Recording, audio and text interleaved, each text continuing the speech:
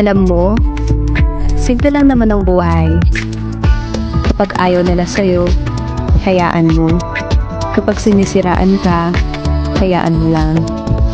Kapag hinuhusgahan ka, hayaan mo. Doon ka sa taong gusto ka at tanggap ka. Maging proud ka sa sarili mo, kung sino ka at kung anong meron ka. Huwag mo na lang iisipin ang sasabihin ng ibang tao. Dahil mas kilala mo ang sarili mo kaysa sa mata ng mga taong mapangtos ka. Diba nga, sabi ng iba, kung mabait ka sa ibang tao, huwag kang umasa na magiging mabait din silang lahat sa'yo. Dahil katulad ng mga daliri natin sa kamay, hindi pantay. Dahil ang bawat tao sa mundo, may iba't ibang ugali.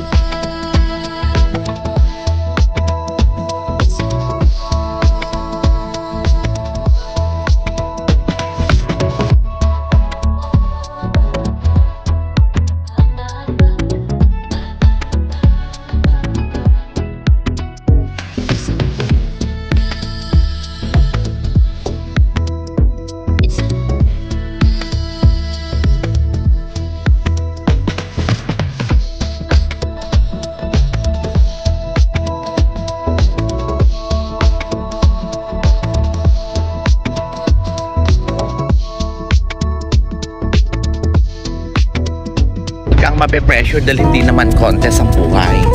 Hindi naman required na dapat mas magaling ka sa kanila. Hindi mo kailangan higitan yung iba. Hindi mo rin sila kailangan sabawan. Focus ka lang sa buhay mo dahil hindi mo naman kalaban lahat ng tao. Ang kalaban mo ay ang sarili mo. Kaya kailangan higitan mo yung mga nagawa mo noon. Mas mag-i-improve ka kung gagawin mo yan. Kaya kumalma ka lang.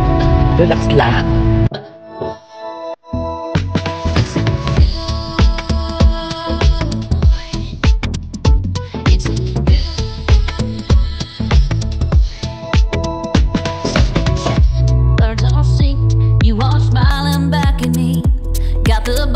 On the back of the truck, we got nowhere else to be. It's a good morning. It's a good. Makikilala mo talaga ang isang tao pagdating sa pera. Marami magkaibigan, nagkatrayduran dahil sa pera. Nagkaonsehan dahil sa pera. Marami mag-asawa, nag-divorce because of money. Maraming churches bumagsak because of money. Because money is a great servant, but it is a terrible master. Gusto mong sundin ang sistema ng mundo na magpakahirap ka para magkaroon ka ng pera para lang mabili mo yung mga bagay na gusto mong bilhin para ma-impress yung mga taong hindi mo naman gusto? Sige. Go ahead. Pero kapag pumunta ka at napunta ka sa sitwasyon kung saan kahit pera mo wala nang magagawa, pag nagkaroon ka ng sakit na kahit pera mo hindi kayang gamutin, at pag nagkaroon ka ng kalungkutan na kahit pera mo hindi ka kayang pasayahin, at pagkaroon ka ng troubled heart na kahit pera mo hindi kayang ayusin, you will start to realize that life is not just about money.